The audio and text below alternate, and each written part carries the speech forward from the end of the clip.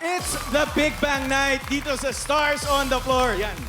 Eto, sa tingin mo, sino ba ang mas palaban dito sa dalawang katabi mong Dance Authority? Si Coach Jay ba o si Mamang? Well, alam mo si Mamang, palaban talaga yan sa dance floor.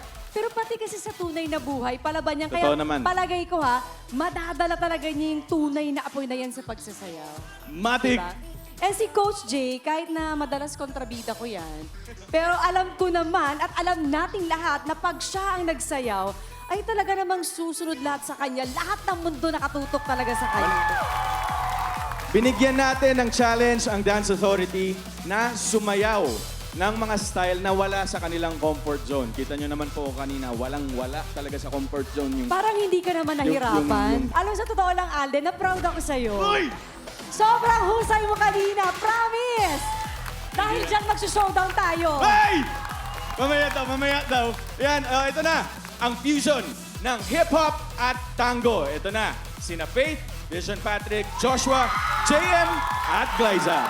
Give it up for Mamang Kwakwang and Coach Jay!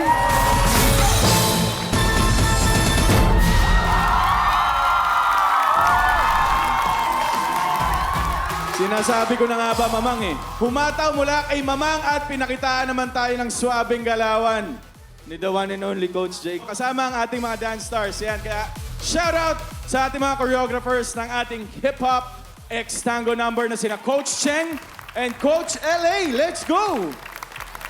Yan, nakakaramdam ka ba ng matinding feels dito sa number nila? Kamusta sa'yo? Actually, parang sa susunod, pwede silang contestant talaga. Diba?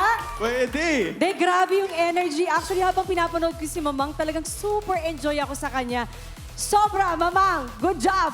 Si Coach Jay, grabe Coach Jay. Ito ba yung sinasabi mong hindi mo kayang gawin? Yun nga it's a prank I doubt it. Kasi umpisa pa lang, nakita ka na namin ni Alden. Sabi ko, oh wow. And yan, ano naman masasabi mo sa ating celebrity and digital dance stars na kasama ni Mamang at Coach? Mas pinaganda lalo dahil sa pabibigyan ng suporta ni JM, ni Josh, at saka ni Patrick. Pero ang talagang na-shock talaga ako at nagbigay kulay yung pag-split ni JM na talagang balita ko ni-request daw niya yon. And of course, sa ating napaka-sexy at nagagandahang si Glyza and si Faith. Diba? Mang, Coach Jay, based sa experience nyo mag-rehearse at magsayaw kasama ang dance stars natin, kanino kayo pinaka-bumilib? Ang masasabi na lang talaga namin, na-appreciate namin lalo sila ng todo. Kasi naramdaman namin yung pagod, yung hirap ng mga pinagdadaanan nila. So, kumbaga, tinry namin yung nararanasan nila.